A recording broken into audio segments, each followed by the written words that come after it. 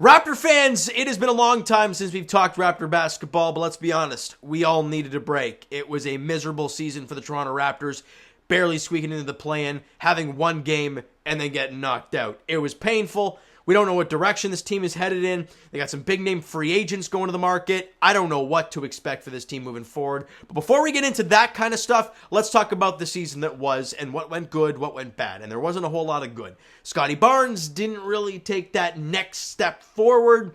Precious Achiuwa, we can argue and say that he went a little bit backwards as well. He struggled this year. And Fred VanVleet struggled, at least in the first half, shooting the rock. Pascal, sure, great season for him. But in the end, as a team, the Raptors come in the 9th seed. They host the play-in game against the Chicago Bulls. And they have a big lead and blow it. It was the story of the season for the Toronto Raptors. You lose against DeMar DeRozan. And I think that right there showed me it's the end of a regime. It's an end of a time for the Toronto Raptors. You're trying to hang on to this championship for a long time. Well, it's done. Championship run was great. The year after was great. Unfortunately, COVID kicked it right in the teeth. And we don't know what would have happened if it didn't, but it is what it is.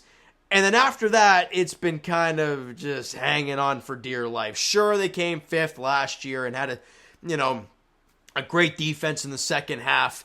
But in the end, this year's Raptors did not have that defense at all from game 1 to game 82. They can't shoot the ball. That never changed from last year. Right? You think you're bringing in Joe Wieskamp. You think you're bringing in Otto Porter. Yeah, it didn't work out at all. And you still lacked a center. Now, sure, at the trade deadline, the Raptors go out and they trade for Jakob Poeltl. Then Raptors fans, because right now we're like in the 11-12 seed at this point. And then you see them acquire Jakob Poeltl, and you're like, okay, for what? It must be a protected first-round pick, maybe like top 15, lottery protected. No, top 6 protected. And we're all like, wait, what? Where are we going here? When that trade went down, I was so confused. And I said it in that trade video. I said that the Raptors just got marginally better. And they did. They got better at the 5. Great. It still didn't solve any of your shooting issues. You couldn't defend the 3. And like I've said, you barely squeak in against Chicago to play DeMar DeRozan.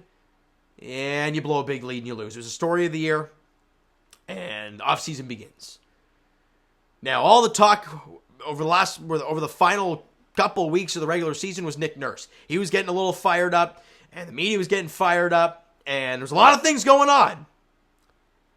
Not long after the season's over, Nick Nurse fired as head coach of the Toronto Raptors. They were holding out Masai was holding out in his press conference, and he thought this was probably going to happen, and it did.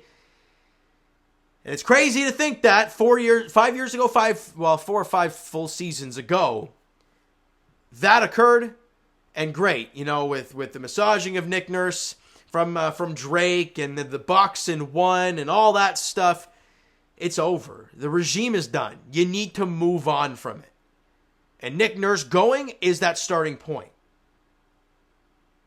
Now, but who do you bring in, though? People are thinking about maybe Adrian Griffin. Well, that's part of the same regime. Well, he's talking to the Milwaukee Bucks now. So does he go there? Who knows? Speaking of the Bucks, Mike Budenholzer gets canned.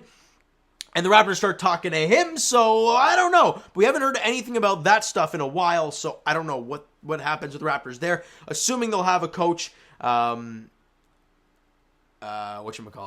the draft, or they were thinking about Ime Udoka, and then he has a comment saying he doesn't want to play for some middling team that's not really going anywhere special, and I understand that.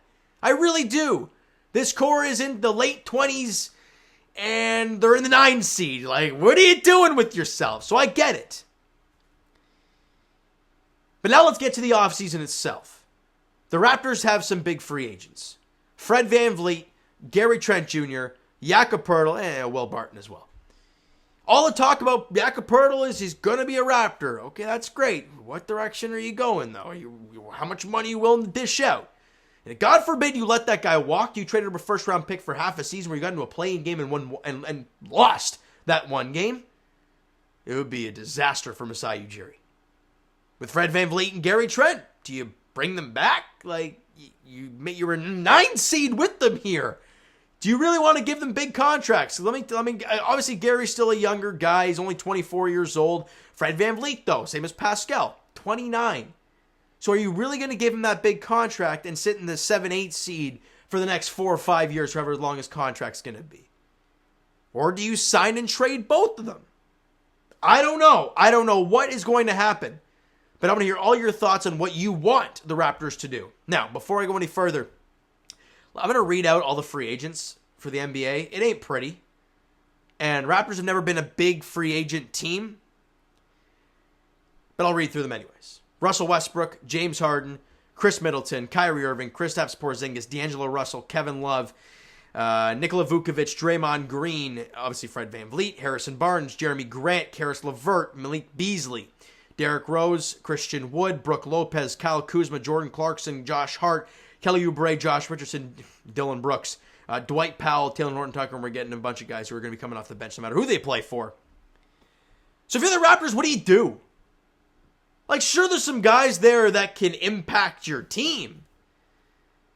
But what direction are they headed in? Like, we have no idea. So I just gave you all those names. What do you think's going to happen? Let me know in the comments below.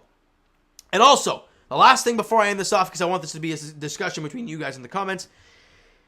What do they do with Pascal and OG? Pascal's 29. OG's what, 26, 27, something like that? In his prime. Made an all-NBA second team, or defensive team, excuse me. Right? It's prime time to make the moves if you're going to full-on reset this team. You know, it sucks that your first-round pick is only top 6 protected. Because if you're going to tank, you tank. The last thing you want is come 8th, last, and you lose your pick. So make a choice, Masai. None of this middling garbage. You're either going full out rebuild, or you're going all in and you're trading Pascal, or you're signing and trading those two guys for impact players, which you're not going to get. I don't know what is going to happen, but we shall see. Let me know your thoughts in the comments below about what you think this offseason is going to bring for the Toronto Raptors, because we can argue and say this is probably the most important offseason for the Raptors since that 2018 offseason where they got Kawhi Leonard. So what do? Which direction do they head in? You let me know. All right. So you know what, guys? That is going to do it for this one. If you enjoyed the video, I wouldn't say you're jacked up talking Raptors because there was a miserable season. They're not in a great spot. I don't know. If you're excited to hear my voice, I don't know. I'm just throwing stuff out there. Smack that like button anyways. Hit the subscribe button if you guys not already. Comment down below your thoughts on the video, thoughts on the video and the free agent signings around the NBA, the free agents for the Toronto Raptors, Nick Nurse getting canned, the possible coaches for the Toronto Raptors, and also the season that was the 2022-2023 season. All right? So you know what, guys? That's going to do it for this one. I already said this already. What am I talking about? I will talk to you guys. Discord, TikTok, Instagram, Twitter, all that nonsense is down below, so check all that stuff out. And I will talk to you guys Leafs edition tomorrow, Game 5 between the Leafs and Panthers, as the Buds look to find a way to win and play another game.